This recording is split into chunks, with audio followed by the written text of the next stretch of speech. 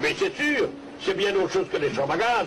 Et d'ailleurs, cette histoire des Juifs de venir se constituer en justiciers de l'univers, eux qui commettent les pires crimes contre l'humanité tous les jours en Palestine, c'est les derniers qui ont encore le droit de parler de ça.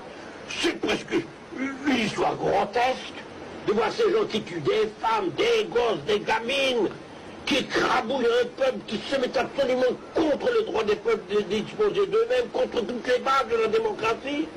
Et ça vient jouer au modèle de l'humanité. S'il y a vraiment un crime contre l'humanité, c'est celui qui se commet en Israël maintenant. C'est pas des vieilles histoires de voilà 40 ans. Ça, c'est dans les textes aussi religieux. Oui. Mais c'est sûr, ça fait partie de... Ils veulent toujours tout boulotter. C'est ça qui est grave chez les Juifs. Que les Juifs sont des êtres normaux. Parfaitement d'accord. Et qui viennent manger à votre table. Ouais. Et moi, je dis, bon, aucun inconvénient de les traiter comme je vous traite vous.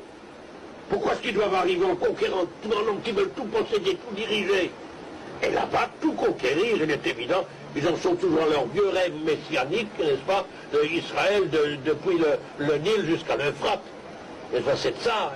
Et ils auraient d'ailleurs pu, ils ont eu cette possibilité-là, et elle est passée. Et maintenant, chaque jour, ils aggravent leur cas.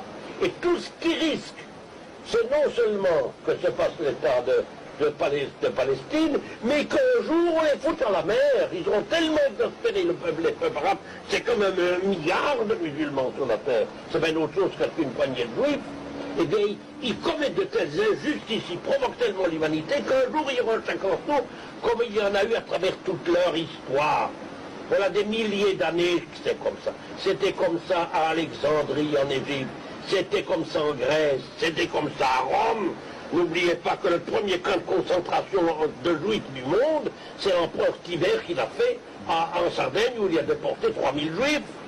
Et que le dernier ghetto qui existait avant Hitler, c'était le ghetto de Rome, de sa sainteté le pape. Oui, aussi en Allemagne, mais c'était comme ça en Allemagne, c'était en Angleterre. Mais les Juifs ont été expulsés pendant 3 siècles d'Angleterre. Pourquoi? Ils étaient expulsés par Saint-Louis, ici par les rois catholiques.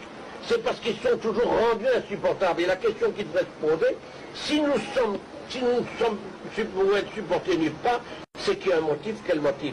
Et faire un petit acte d'humilité et faire de l'autocritique, au lieu de toujours à provoquer l'univers.